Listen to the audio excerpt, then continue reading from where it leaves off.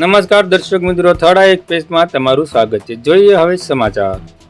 વિધવા બહેનોના બાળકોને શૈક્ષણિક કીટ વિતરણ કરવામાં આવી. Retired employees education and welfare trust દ્વારા ગત રોજ તારીખ 30/3/2025ના રોજ વિધવા બહેનોના બાળકોને શૈક્ષણિક કીટ આપવાનો કાર્યક્રમ ડોક્ટર બાબા સાહેબ આંબેડકર હોલ પાનવાડી ખાતે યોજાઈ ગયેલ. કાર્યક્રમમાં મુખ્ય મહેમાન તરીકે શ્રી DN ભોજગોતર, નાયબ નિયામક અનુસૂચિત જાતિ તથા શ્રી નિખિલભાઈ બી ચૌહાણ, આંકડા અધિકારી, જિલ્લા પંચાયત હાજર રહેલ. કાર્યક્રમનું અધ્યક્ષણ ટ્રસ્ટના પ્રમુખ શ્રી KA બોરીજાએ સંભાળેલ. કાર્યક્રમની શરૂઆત બાબા સાહેબ આંબેડકરની છબીને ફૂલહાર કરીને કરવામાં આવેલ. બુદ્ધ વંદના ડોક્ટર PP વાઘ, MR ખીમસુરિયા તથા શ્રી KK ગોહિલ દ્વારા કરવામાં આવેલ.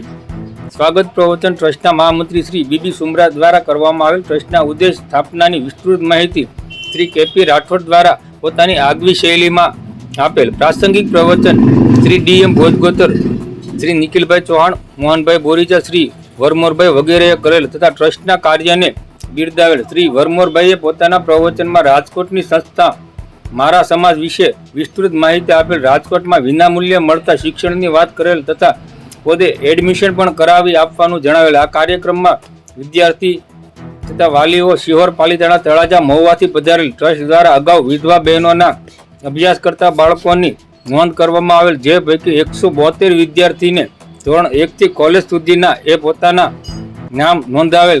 તે તમામને ટ્રસ્ટ દ્વારા શૈક્ષણિક કીટ આપવામાં આવેલ. પ્રમુખ સ્થાનેથી ટ્રસ્ટના પ્રમુખ શ્રી KA બોરીચાએ ટ્રસ્ટના આગામી કાર્યક્રમ તથા ટ્રસ્ટ દ્વારા થઈ રહેલ કામગીરીની વિસ્તૃત છણાવટ કરેલ અને વિદ્યાર્થીઓને શિક્ષણમાં પૂરતું ધ્યાન આપવા અનુરોધ કરેલ. કાર્યક્રમમાં આયોજનમાં Shri DR હેરંબા, Shri KP Rathod, Shri DN મારુ, Shri SN Gohil, Shri KK Gohil, Shri PK મારુ વગેરે સારી જહેમત ઉઠાવેલ. આભાર વિધિ શ્રી MR ખીમસુરિયા દ્વારા કરવામાં આવેલા. સમગ્ર કાર્યક્રમનું સંચાલન PH જોગદિયા તથા આપનું નામ AB કલીવડા દ્વારા કરવામાં આવ્યું. પ્રમુખ retired employees education and welfare trust. આ ટ્રસ્ટ અમોએ રિટાયર્ડ મેમ્બર ભેગા થઈ બનાવેલું છે. શરૂઆતમાં બધા બગીચામાં એમનો બેઠતા અને ગોળ ટપ્પા કરતા અને વાતો કરતા, ત્યારે એમાં બધાને વિચાર આવ્યો કે આપણે રિટાયર્ડ થઈ ગયા છીએ, નોકરી કરી અને 40 પછી નોકરી કરી, અત્યારે પેન્શન મળે છે અને આપણા સમાજમાં અત્યારે શિક્ષણનું પ્રમાણ ઘટતું જાય છે, તો એના માટે કંઈક આપણે પે બેક ટુ સોસાયટીના નારા સાથે કંઈક કરવું જોઈએ, એવી ભાવના સાથે અમે લોકો કાર્ય કરી રહ્યા છીએ.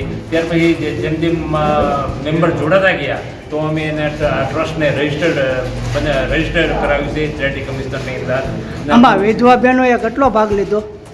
અત્યારે આ વખતે અમે જે 172 બાળકો છે વિધવા બહેનોના, એટલે ટ્રસ્ટમાં નક્કી કર્યું કે વિધવા બહેનો પોતાના બાળકોને ભણાવતા હોય છે, મજૂરી કરીને ભણાવતા હોય છે, તો આપણે એને કંઈક શૈક્ષણિક સહાય કરીએ.